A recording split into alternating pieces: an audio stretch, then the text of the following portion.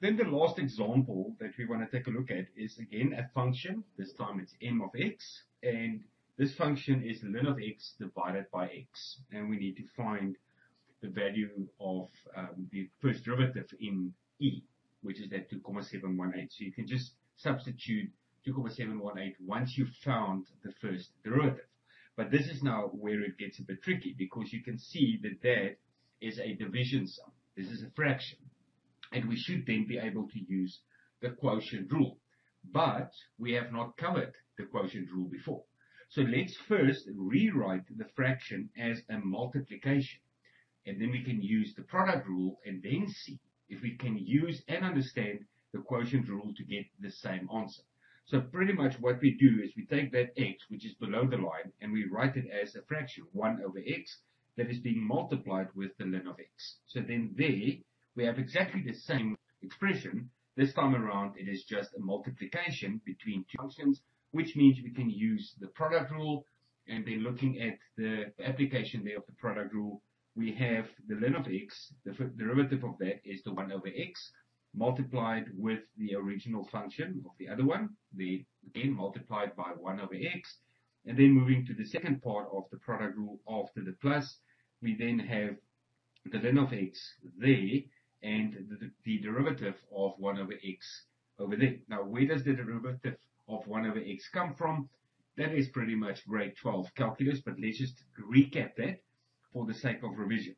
So the 1 over x can be written as x to the power of minus 1, just a negative exponent, and there is a 1 at the front.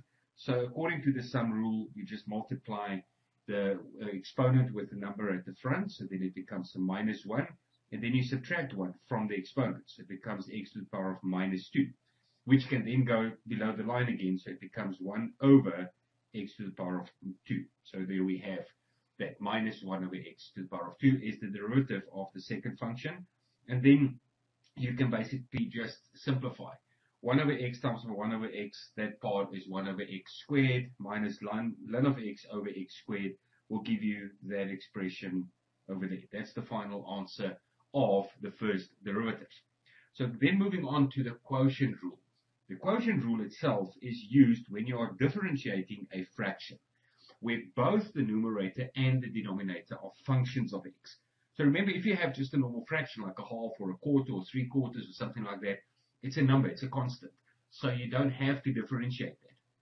But if you have a function above and below the line, then you can use the quotient rule, and it's defined then as f of x is the function itself, and it consists of two parts, u of x and v of x, two separate functions in x above and below the line. And then the quotient rule looks very similar to the product rule, because you've got that u of x, which you find the first derivative of, multiplied with the function at the bottom. So it's that part of the quotient rule. Then moving to the second part, you now have that function multiplied with the derivative of the bottom function, which is that part over there. And then other than the product rule, in this case, we just have a minus between them. The product rule has that plus. So there, it looks very similar to the product rule, but then below the line, it is also divided by whatever was the original function below the line squared. That's it. Those are the only two differences from the quotient rule to the product rule. So let's see if we can make this work. So given the function that we started with, m of x is equal to ln x divided by x, we have got that part first, which is the top part. So the derivative of the ln x is that part over there. Then we go to this part, the v of x, which is the number at the bottom. So we just multiply it by x over there, according to the rule.